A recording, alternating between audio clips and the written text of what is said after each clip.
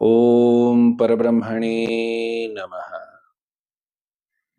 ઘણાક મહાપુરુષોનું પૂછવું છે કે અમે એવા મંત્રોનો જાપ કરીએ છીએ જેમાં એક અથવા એકથી વધારે બીજ મંત્રો છે, પણ હજુ અમને એનું રિઝલ્ટ દેખાતું નથી. આ વિશે એક વાત ઘણી જ ધ્યાન આપવા જેવી છે કે બીજ મંત્રો શરીર શુદ્ધિ પર કામ કરે છે.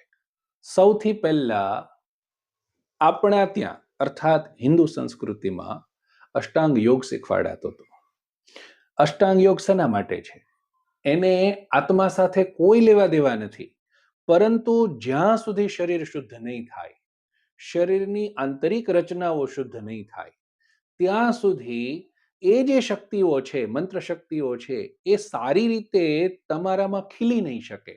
જેમ યોગ્ય જમીન ન હોય એમાં ગમે તેટલું સારું બીજ લાવીને વાવો, પણ એ યોગ્ય પરિણામ નથી આપી શકતું, યોગ્ય છોડ નથી ઉગાડી શકતું. એવી જ રીતે જ્યાં સુધી આપણું મન શુદ્ધ નહીં હોય, આપણા ષટચક્રો શુદ્ધ નહીં હોય, આ શરીર શુદ્ધ નહીં હોય, ત્યાં સુધી બીજ મંત્રો યોગ્ય પરિણામ આપતા નથી અથવા વિપરીત પરિણામ આપે છે.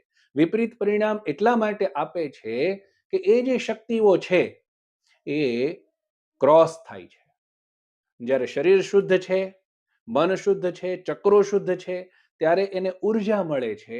પણ જ્યારે એ શુદ્ધ નથી અને આપણે બીજ મંત્રોના જપ કરીએ છીએ ત્યારે એ ઉર્જાઓ આપસમાં ટકરાય છે અને એનું દુષ્પરિણામ આપણે ભોગવવું પડે છે. તો એટલું જરૂર ધ્યાનમાં રાખવું જોઈએ કે જેણે પણ બીજ મંત્રોનો પ્રયોગ કરવો છે, એ મંત્રોનો જપ કરવો છે, એણે પોતાના શરીરને શુદ્ધ કરવું જોઈએ અને ત્યાર પછી જ બીજ મંત્રોનો જપ કરવો જોઈએ. આ માહિતી ઘણી કામની છે અને જરૂરથી શેર કરો અને આવી જ શાસ્ત્રીય માહિતી માટે આ ચેનલને જરૂર સબસ્ક્રાઇબ કરો. ધન્યવાદ.